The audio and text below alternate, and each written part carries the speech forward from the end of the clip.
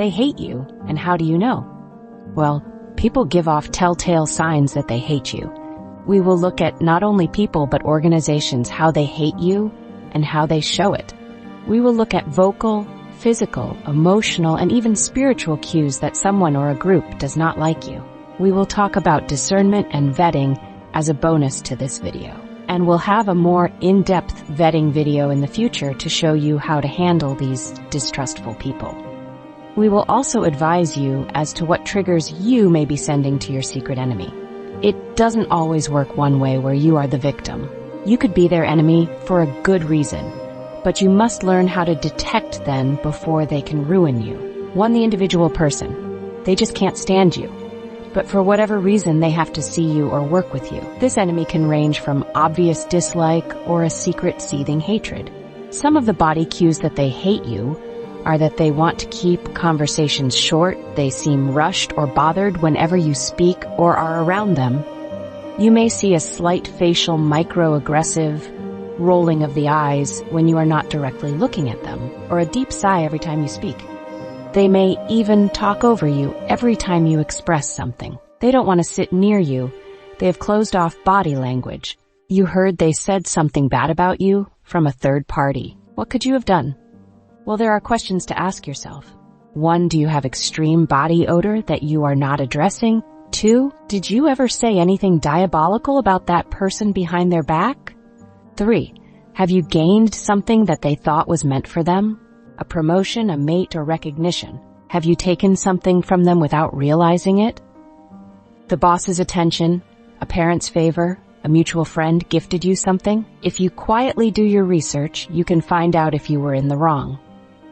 If you were in the wrong, you have no leg to stand on. If you received a promotion or one of their friends or lovers befriended you, that is not your issue.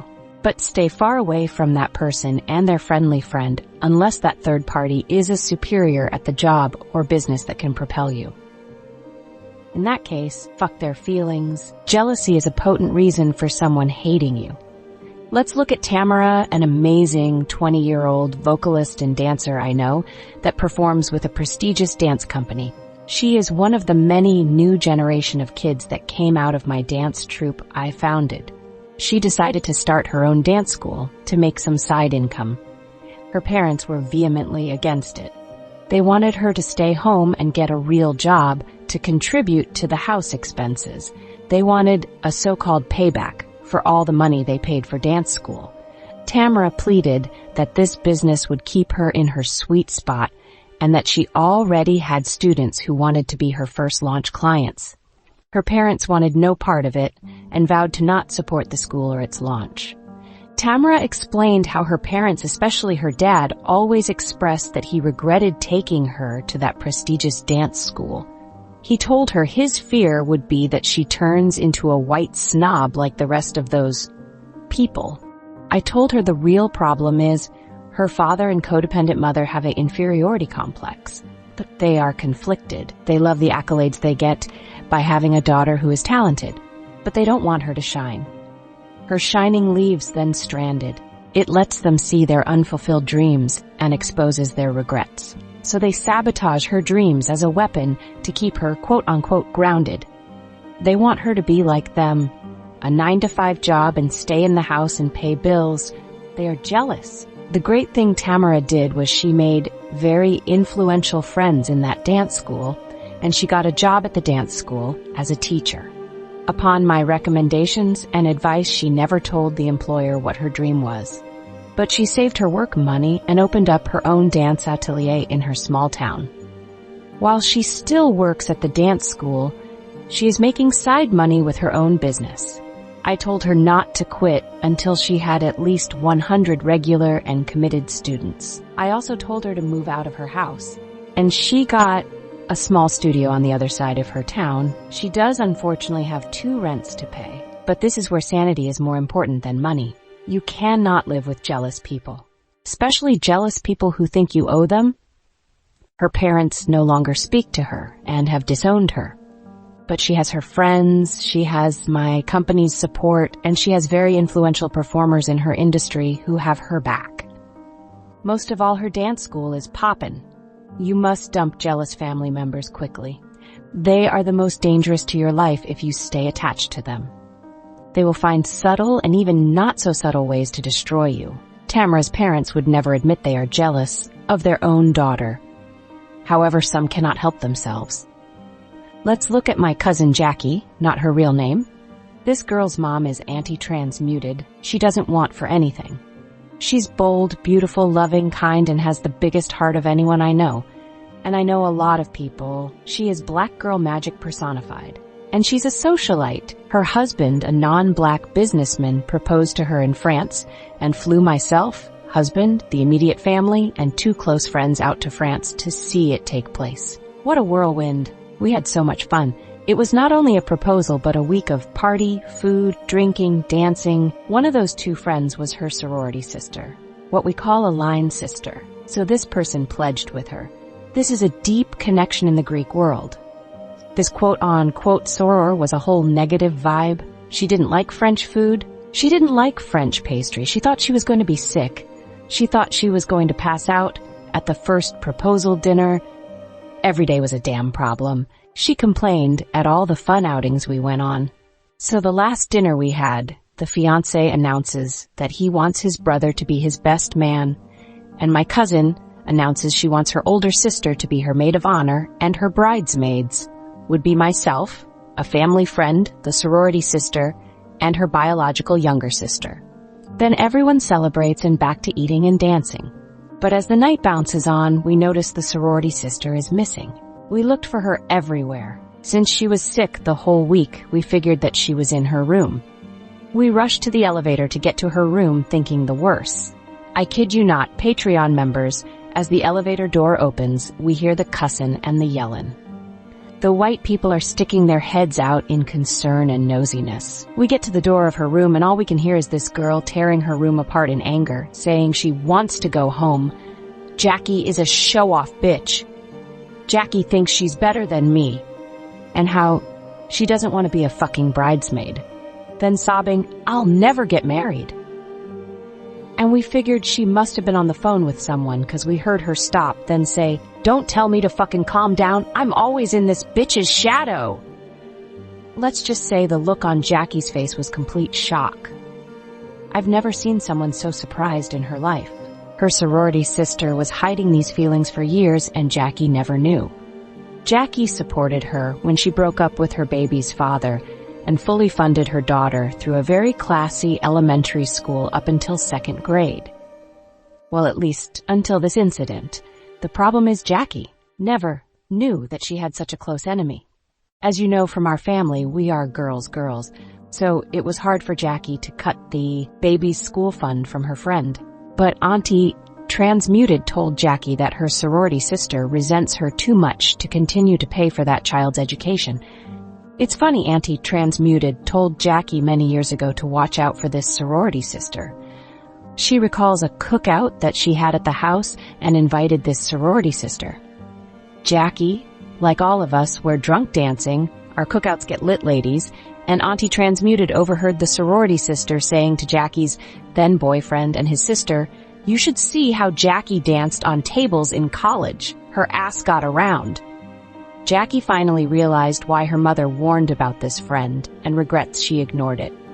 Her sweetness was forever tainted. I can regretfully say, Jackie is no longer as open to new friendships as she was in the past. It's now only her family, her 2 close cousins, which includes myself and her sister-in-law that she trusts. An exposed, jealous friend can scare the shit out of you. But the takeaway to this story is to listen to friends and family who love you that have doubts about your friends. It will save you from having a broken heart. With Jackie's situation, someone being jealous over a more prosperous, beautiful, or wealthy person is obvious jealousy. Tamara's parents were jealous of her youth and ability to fulfill her dreams. These are obvious reasons for jealousy. But what if you are a self-proclaimed regular person in looks, in money, and in lifestyle, and you still have undercurrent haters? It means you may not be as regular as you think. This is good news, but the bad news is these people will be more clandestine with their hatred and therefore try to quietly sabotage you. They know they don't have a reason, but cannot help themselves because there is something about you that triggers them. It could be an emotional trigger. You may remind them of a relative they hated or was better than them at something, or it could be a spiritual trigger where you are maybe a gifted free thinker and your hater is being forced to stick to culturally religious dogma, and seeing you, the free thinker, pisses them off. These saboteurs work in private. There is another story that I personally have. This is about my own nasty little quiet group of saboteurs led by my uncle. Yep, my damn uncle. When organizations or groups strike against you, it just takes one person to lead the pack. In my 30s and 40s, I became less and less of a churchgoer, but I was still a member of my church's choir as a musician. The choir wanted to honor our choir director. She was a very amazing vocal coach as well as mother figure for all of us. She was retiring, and we wanted her to have a memorable send-off. All the members, choir and musicians alike, donated their talents, money, or time to make this celebration pop off.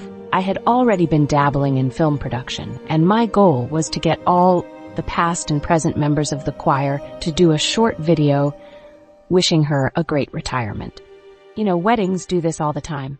Well, as I gathered Facebook names and addresses from old church records and mailing lists, I spent 5 hours in one day gathering every past singer to give this lovely lady a beautiful send-off. I waited for everyone's replies. No answer back. No one out of almost 450 people. Then I noticed people in the Facebook chat started leaving the chat. That's strange. Most of these people know me from the time I was a child. They should have no beef with me, and I have no beef with them. This is strange. I go out to dinner with my sorority sister, and her brother, who was in the Facebook chat I created, went to dinner with us. I asked him if he saw my message, and he said, "Oh, yes, I saw it. But you do know your uncle went around telling everyone to ignore you? Because you are not a real filmmaker." And he said, "You'll just be wasting our time, but I'm willing to do a video for you." I told him not to bother because everyone else is not supporting the idea, so it doesn't make sense. Remember I told you that my uncle Anti-Transmuted's ex-husband was a photographer? This Negro sabotaged my video plans because he wanted to do the job. He didn't gather all those names or did the footwork, but he now wanted to sabotage the job so he could do it, and of course, therefore, reboot his fledgling business. Because he's a man, everyone listened to his smear campaign and left the chat and most completely ignored me. I never forgot that. That was just one of the many reasons I left the so-called church. Any smear campaign that comes up against women, be it mild or diabolical, they believe it and sabotage that woman with as much vengeance as if she were a hardcore Jezebel. You already guessed what happened. I went to the celebration dinner with nothing to offer, and my uncle displayed a very Tyler Perry-esque, badly edited and produced video of past choir members for 2 hours. Everyone praised him, and people who knew what was going down sneered me. Now I know why some of them were easy to leave the chat. I was always the rebel, outspoken, and of course my worst fail is I never dated black boys. I was the coon snob, so it was easy for him to sabotage the gift I wanted to bring. Never stay around people or organizations who are willing to believe a smear campaign.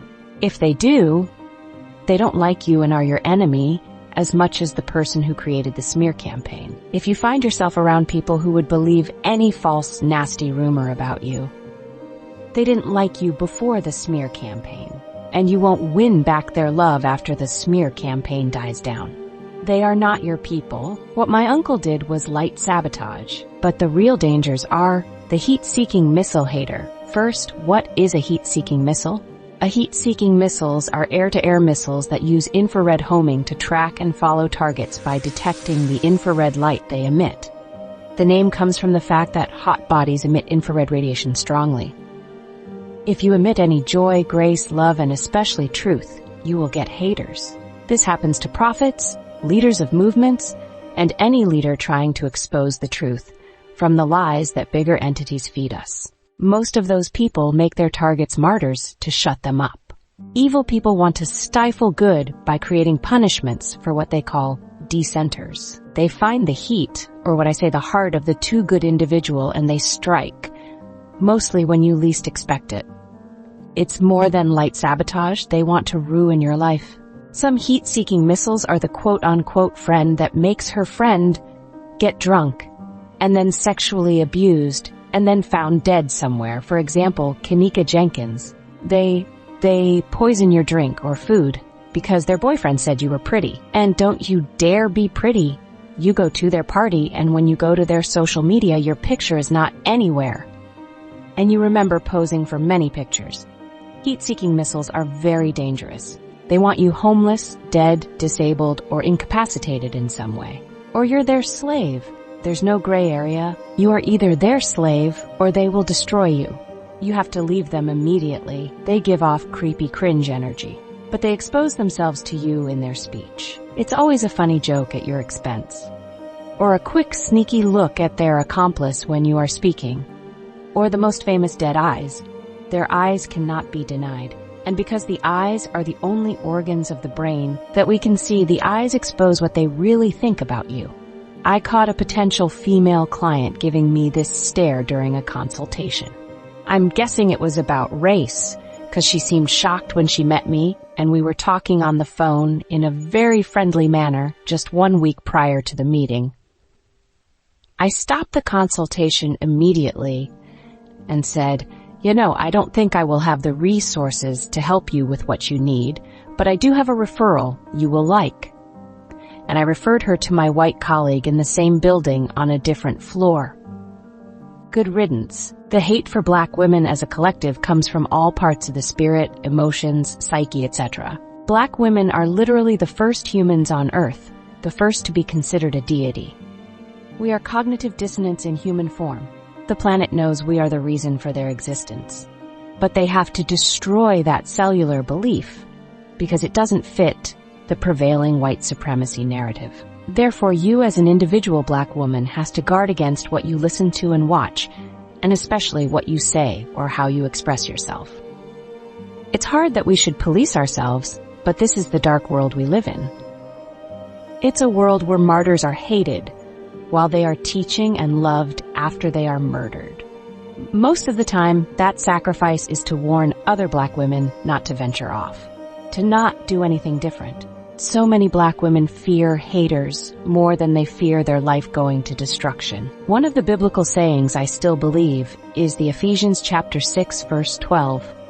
For we wrestle not against flesh and blood, but against principalities, against powers, against the rulers of the darkness of this world, against spiritual wickedness in high places. The dissonance is that you are the prototype. And as the prototype in an anti-Black world, you have to be as dark and deadly as your enemy.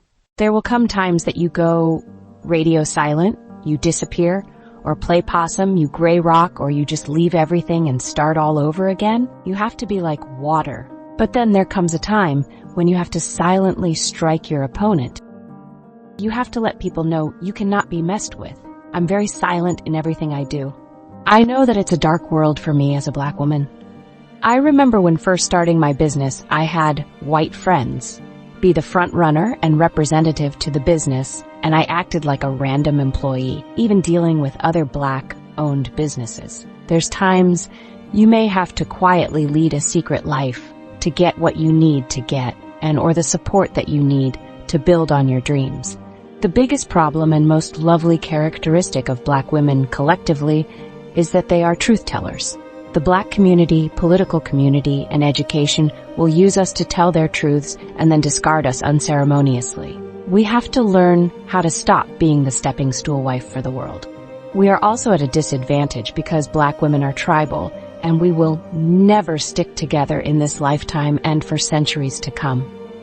It's just not in our DNA. So each one has to be a nation unto herself, only aligning with those that will help her. Black women are literally the only race of women that have to go out and seek family elsewhere. If she has a supportive family, that's the exception, not the rule. Haters and backstabbers know the truth. Just like Jackie's line sister knew that Jackie made better choices.